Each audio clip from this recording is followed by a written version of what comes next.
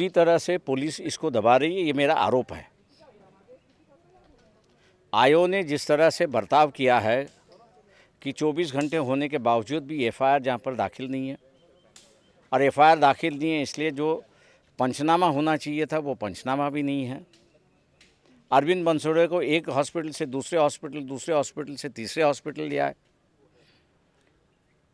अब लेने वाले कौन है, जिन पे आरोप है उन पर ही है, तो बड़ा संदेह का मामला है। और पुलिस जिस तरह से जांच करनी चाहिए उस तरह से जांच नहीं करती है। जहां पर मैं एक देखता हूं कि एट्रॉसिटी एक्ट लग गया तो डीवाईएसपी के पास ये इंक्वायरी चली जाती है। उम्मीद हम लोग ये रखते थे कि डीवाईएसपी से उचित कार्रवाई होगी, अरविंद बनसोड़े को न्याय मिलेगा, लेकिन उनका इतना ही कहना है कि मैं इंक्वायरी कर रहा हूं, और जिस तरह से इंक्वायरी होनी चाहिए थी हमको लगता है उस तरह से इंक्वायरी हो नहीं रही है। ऐसी एक परिस्थिति है, इसलिए इनकी इंक्वायरी से हम लोग संतुष्ट नहीं है। हम लोग वही दोबारा इस मांग को कर रहे हैं कि मंत्रिमंडल के कुछ सदस्य दिलचस्पी ले रहे हैं और उनकी दिलचस्पी की वजह से पुलिस पर दबाव आ रहा है, और इसलिए ये केस जो है ये सीबीआई के पास सुपुर्द करें तो अच्छा होगा। बंसोड़ के जो फैमिली है, कुटुंब है, उसको न्याय मिलेगा। मैं ये कहूँगा कि उनकी रिश्तेदारी है और इस आरोप से बचने के लिए उन्होंने ही इस केस को सीबीआई के पास अगर सुपुर्द करेंगे तो शायद मेरे ख्याल से लोगों के मन का ये जो डर है ये निकल जाएगा। अगर ये गृह मंत्री नहीं करते हैं तो शायद लोगों का ये जो डर है वो हकीकत में बदलने में कोई वक्त नहीं लगेगा। दो मंत्री कौन है जो उन पे दबाव गढ़ बनाया जा रहा है? और दो मंत्री मैं दबाव गढ़ नहीं कह रहा हूँ, मैं इतना ही कह रहा हूँ कि धनादेश बांटते समय दो मंत्री वहाँ पर उपस्थित थे। आप लोगों को जानकारी है, दोबारा रिपीट करने की कोई ज़रूरत नहीं है। लेकिन सवाल ये है उसमें कि मंत्रिमंडल के लोग जब उपस्थित होते हैं तो उस पर कहीं ना कहीं तो भी उस परिवार पे दबाव आता है, और इसलिए सीबीआई को देंगे तो एक अच्छा होगा, ऐसा मैं मानता हूँ। जोपर्यंत अॅट्रॉसिटी कायद्याखाली रजिस्टर्ड नव्हती तोपर्यंत पोलिसांकडून प्रचंड मोठ्या प्रमाणात हलगर्जी झाली अशी असणारी परिस्थिती आहे। पहिली हलगर्जी म्हणजे त्या ठिकाणी एफआयआरच दाखल करण्यात आलेला नाही। दुसरं जे आहे, जे स्थानिक पंचनामे झाले पाहिजे होते ते स्थानिक पंचनामे त्या ठिकाणी झालेले नाहीत, आणि म्हणून या केसमध्ये जो आयोग आहे कुठे म्हणून या आयोगची आम्ही सस्पेन्शनची मागणी पहिल्यांदा त्या ठिकाणी करतो। सरकारने चौकशी बसवली पाहिजे, चौकशी बसवून पोलिसला पहिल्यांदा किती वाजता कळलं याचा टायमिंग पहिल्यांदा फिक्स करण्यात यावा, आणि त्याच क्षणाला एफआयआर का दाखल झाला नाही याची चौकशी करून जर आयोग दोषी असेल तर त्याला सर्व्हिसमधून डिसमिस केली पाहिजे, ही आम्ही मागणी त्या ठिकाणी करतो। अॅट्रॉसिटी ॲक्ट झाल्यानंतर ही केस एसडीओपीकडे गेली, म्हणजे डेप्युटी पोलीस सुप्रिंटेंडेंटकडे असताना गेली। मी जी काही माहिती घेतलेली आहे त्या माहितीप्रमाणे ज्या पद्धतीने इन्क्वायरी झाली पाहिजे त्या पद्धतीने इन्क्वायरी मला अजिबात त्या ठिकाणी दिसत नाहीये। जे काही डेथ सर्टिफिकेट आहे त्या डेथ सर्टिफिकेटमध्ये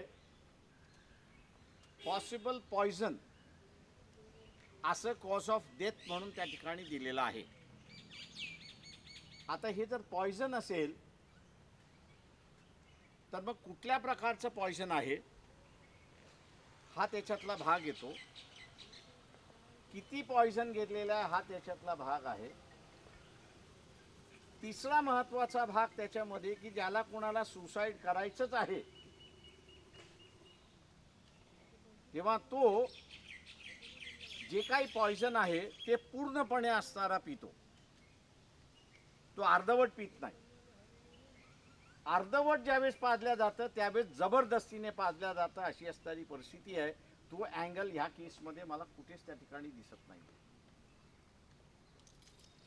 चौथा जे आहे त्या सगळ्या ह्याच्यामध्ये 3 हॉस्पिटल्स, एक PSCचं सेंटर आहे,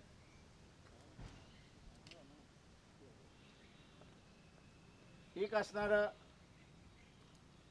दुसरं हॉस्पिटल आहे आणि नंतर मग नागपूरच्या हॉस्पिटलमध्ये आणलेलं आहे. या तिन्ही हॉस्पिटल्समध्ये त्याला ट्रीटमेंट काय झाली याचा कुठेही शोध घेतला जातोय असं मला त्या ठिकाणी दिसत नाही. कॉज ऑफ डेथ आले ते पॉयझन म्हणून आलेलं आहे. त्याच्यामुळे PSC मध्ये त्यांना काय देण्यात आलं, त्याच्यानंतर दुसऱ्या हॉस्पिटलमध्ये घेऊन गेले, तिथे काही देण्यात आलेलं आहे का, ट्रीटमेंट करण्यात आलेली आहे का, आणि नागपूरमध्ये आल्यानंतर नागपूरमध्ये काय ट्रीटमेंट दिलेली आहे याची मला कुठेच चौकशी त्या ठिकाणी दिसत नाही अशी परिस्थिती आहे. पॉयझन ज्यावेळेस दिलं जातं त्यावेळेस माझ्या माहितीप्रमाणे जे काही लिगो मेडिकल नॉलेज माझं जेवढं आहे तेवढ्यांदा ह्याच्यामध्ये पहिल्यांदा बॉडी पूर्णपणे वॉश केल्या जाते.